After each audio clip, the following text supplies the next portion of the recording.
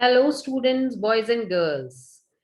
How are you all? I hope you are reading the chapter. Yes, you must have read the first chapter of grade 9 in science. Yes, it is matter in our surroundings. So we have done about what is matter made up of, the three states of matter, and then the differences in the states of matter depending on their physical characteristics and also on their particle nature. Yes, that is what we have done.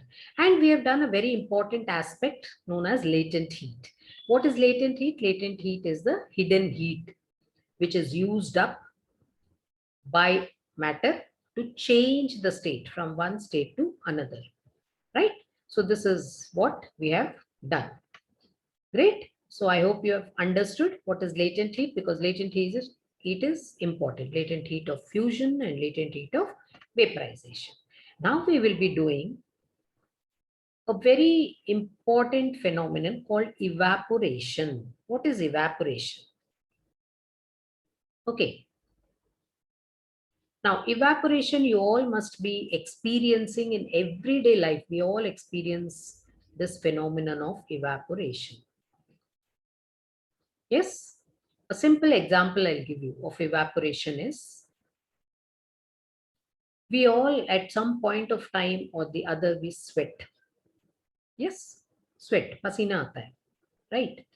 So you will see that every time you don't have to keep, you know, uh, wiping away the sweat. Sometimes you will realize that you were sweating and after some time you're not sweating. So what has happened to the sweat? So the sweat disappeared on its own. How? So what has happened is the sweat evaporated from your body. Probably you were sitting under a fan, or you went into a cooler place, or you gave your body some rest. So evaporation began and the sweat got evaporated. So this is what we experience in our daily lives. So what is evaporation? Evaporation, first thing is, it is change of the liquid. Now evaporation is nothing which happens in liquids, liquid to gas or vapor state. Okay, of course using heat. Now you'll say, ma'am, we were sweating and you're saying that the sweat evaporated. So where is the heat supply? The heat was given from the body. Okay, liquid. The heat was taken from your body by the sweat to change into vapor or disappear from the body. Okay, so liquid to vapor state, but this evaporation, it is taking place only on the surface. It is different from boiling. It is not boiling. Boiling is we are supplying heat and then liquid is changing into vapor or the gas phase. But evaporation is a surface phenomenon. So whatever is taking, so we know that in a liquid, if I take like this a liquid, so there are particles over here. Now these particles are evaporating. Okay, these will be evaporating and it's a very slow phenomenon. I'm not supplying any heat to the liquid, but then it is continuously evaporating. For example, you will see that especially in summer months, if I keep a bowl of water on my terrace or in the balcony where there is a lot of heat, you'll see that by afternoon or even within 2 hours, if the heat is very, if it's a very hot day, then what happens is the water will evaporate. You'll see that in the bowl, there is no water after some time. So where did that water go? Nobody drank, it didn't spill out. So it got evaporated. So this evaporation is a surface phenomenon. It is taking place only on the surface. So the particles which are on the surface, the liquid particles, they gain or they have high energy. And what is happening? These high energy molecules, they will start changing into vapor. So if you see here, this is the liquid and these are the high energy particles. So they're changing into gas. And these particles, they have less force of attraction. And the particles which are below, okay, will have more force of attraction. The particles which are on the surface will have less force of attraction. So they take even the heat from the surroundings and they will start evaporating or changing into the gaseous phase. Then the process by which an element or a compound transits from its liquid state to gaseous state below its boiling point. All this evaporation is taking place below the boiling point. That's the reason I said for evaporation to happen, we don't have to really supply heat like a Bunsen burner or a gas, that is not required. From the surroundings or from a body, if there is heat in the body, whatever heat energy is there, that will be used up for evaporation. Okay, so the liquids, the high energy molecules, they're changing into the vapor. So what is happening? The particles which are on the surface, they are having less force of attraction, number one. Secondly, they have high energies, so they start changing into the vapor phase. Now for this to happen, where is the heat coming from? Heat energy is from the surroundings. Our surroundings have heat energy, right? So from the surroundings, the heat energy they'll take and they will change into the vapor state. Okay. So this is evaporation and it is happening below the boiling point. It happens below the boiling point. So evaporation is a surface phenomenon. It takes place below boiling point, very important. Okay. And thirdly, what is happening is they take the heat from surroundings or from the body.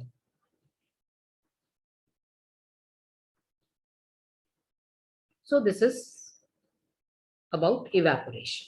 Now let us see how can we increase or decrease evaporation. How does evaporation increase or decrease?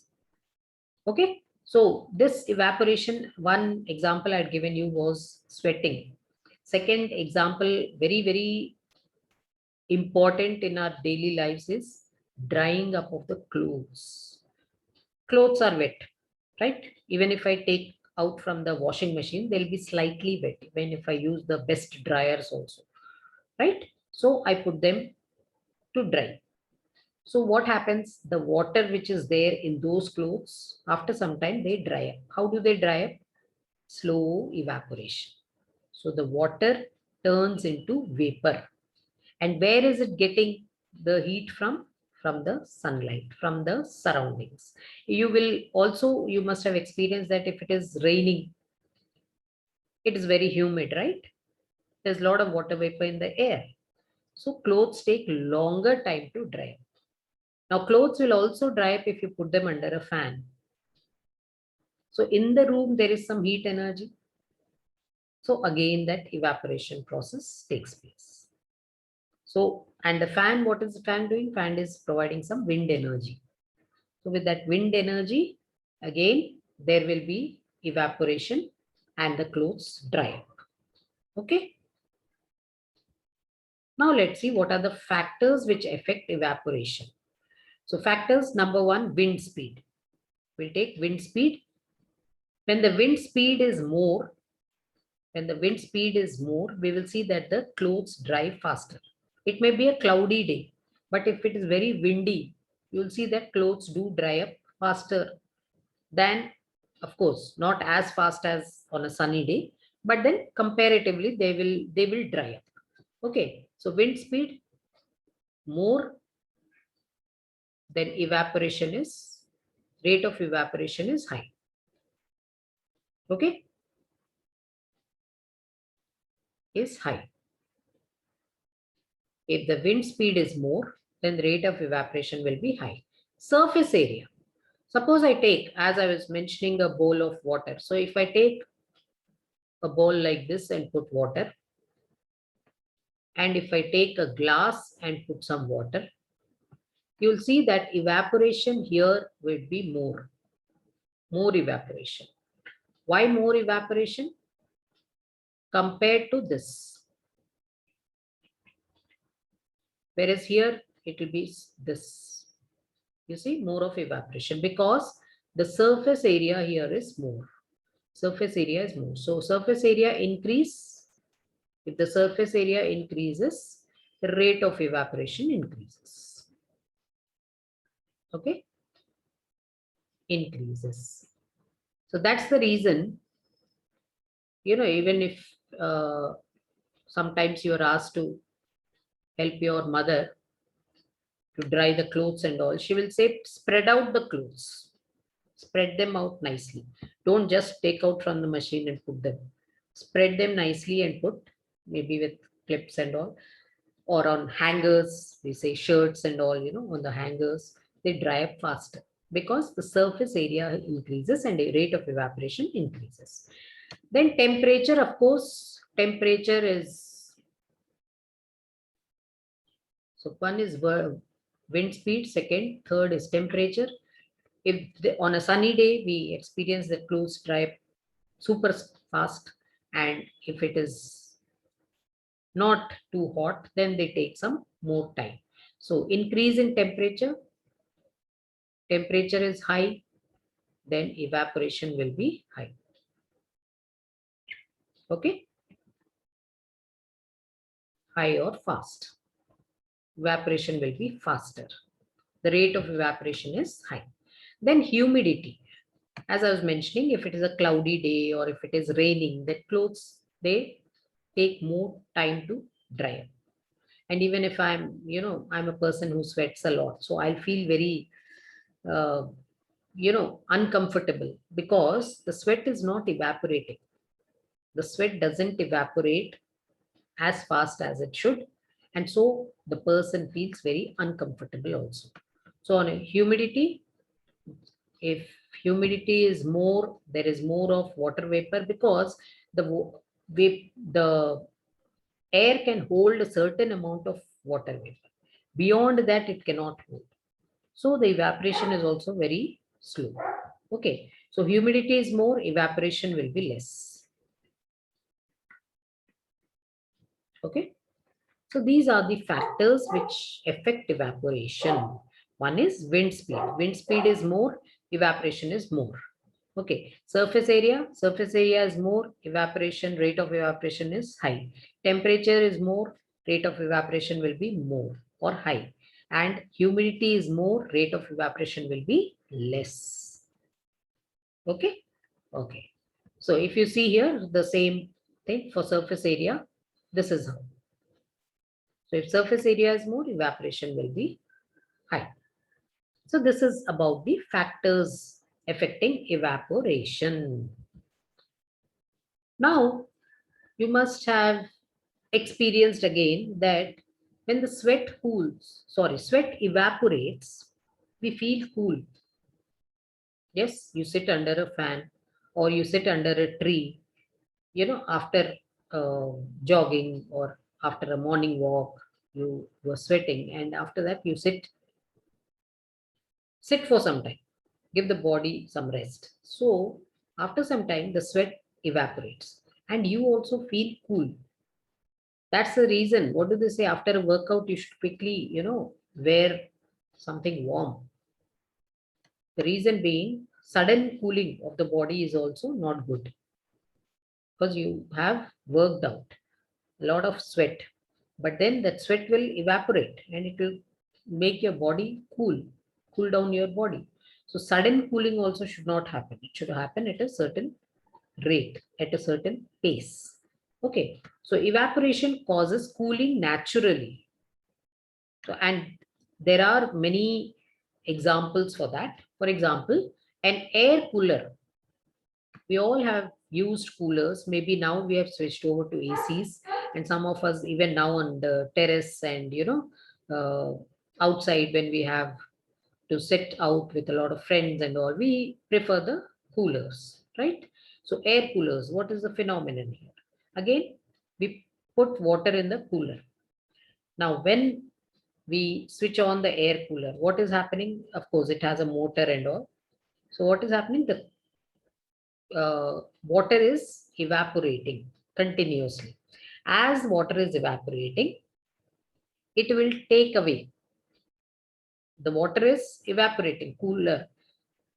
and it is taking away the heat from that room or the area. Where is it getting the heat from to evaporate? It is getting from the surroundings and from the room. So that suction, it is taking from the room. It is taking the heat, and so the cooler causes cooling of the room. The air cooler. We say air cooler. It cools down the room in the air. So how does it do? The water which is there is being used up to change into vapor. And then it is taking the heat from the room where the cooler has been placed, and the room gets cooler. Okay. Then second one, on a hot sunny day or during summer season, the rate of evaporation is very high. Right? Here water gains energy from the air, which converts into vapor and makes the air cooler. So during summer season, when the temperature is very high, the rate of evaporation is high. So the water gains energy from the air, which gets converted into vapor and makes the air cooler. Okay. Then other examples are storing water in clay pots. Yes. Matka ka pani. Till date also, there are homes where they prefer to drink water from the earthen pot or the matka rather than from the fridge. So what is the principle there? The clay has pores in it. The clay pot will have, if you take an earthen pot, okay, it has certain pores. And if I fill water in this, what happens is, we know that the particles which are on the surface, they have high energy. So they're continuously changing into vapor. Okay. And while doing that, they're taking the heat from the water. They're taking the heat from the water which is present there. So the remaining water, when the heat from the water goes out, the remaining water in the earthen pot or in the matka cools down. So that is the phenomenon, right? Then we feel colder when we apply nail polish remover, acetone again. So what happens? Nail polish remover it is. So when acetone is applied to the nails, then again it is taking away the heat from the nails. Body has heat, right? Every part. So it takes away the heat and we feel again evaporation. Then wearing cotton clothes during summer helps us feel cooler. Now, why should we wear cotton clothes? Because cotton clothes, they will absorb the heat. Sorry, they will absorb the sweat. In summers, we sweat a lot, right? So the cotton clothes, if I'm wearing cotton clothes, the cotton clothes will absorb the sweat, and the evaporation becomes easier compared to if I'm wearing silk or nylon clothes in summer. What will happen?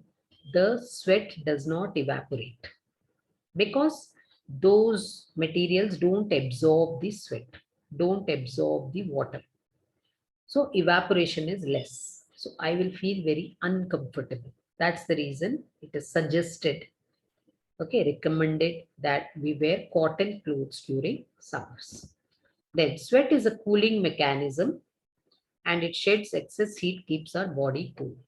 That's why, it is rightly said, sweat out the extra weight.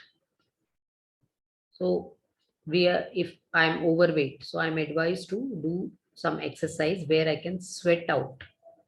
So what is happening? The excess weight will be gone after a few months of sweating out, because sweat is a cooling mechanism and it is taking away the excess heat from the body and it cools down. Then deodorant gives a cooling effect again, reduces the body temperature instantly. So again, what happens when you apply deodorant spray? So what is happening again? The heat from the body is used up, and so that area where the deodorant has been sprayed, it feels cool. Okay, so these are the examples of evaporation in daily lives. So if you are given any example as to why should you wear cotton clothes in summer, so you should be able to explain. So what is evaporation, the phenomenon, and what happens when you wear cotton clothes? Similarly, why does the earthen pot keep the water very cool?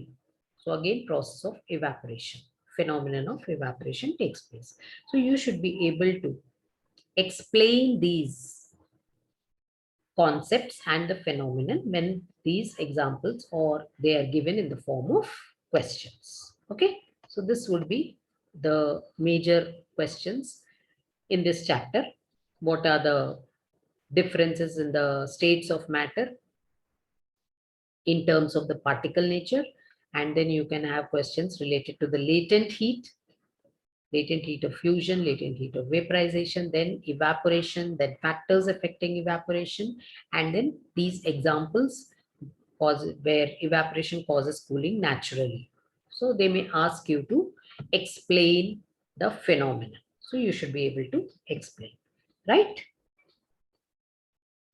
So this is all in the first chapter, students. So I hope you have understood. This is an easy chapter which we begin with. And as we move on to the next chapters, they will be slightly more in detail. Yes. So all the best and read the chapter thoroughly. And when you're reading, keep underlining. These are the tips I give you. Keep underlining, prepare your own notes so that next time when you revise before an assessment or an examination, you already know what is there in the on that page or in that chapter. Okay, it becomes easier for you. So, and reading thoroughly is very important because you may get any question, an MCQ from anywhere. You may get, reason and assertions. The paper pattern has changed in CBSE, so you could be asked to give reasoning and assertions, and then you're given choice over there. You have to really understand the concepts very well. For that, reading of the chapter also is very, very important. Okay, and answer all the questions given in your textbooks, and you can also go for the other question papers and sample papers related to the chapter, right? So I hope you have enjoyed this chapter. Okay, so what have you learned? Let us see, what have you learned? You have learned about matter, particles of matter. What is matter? Particles of matter, characteristics of the particles.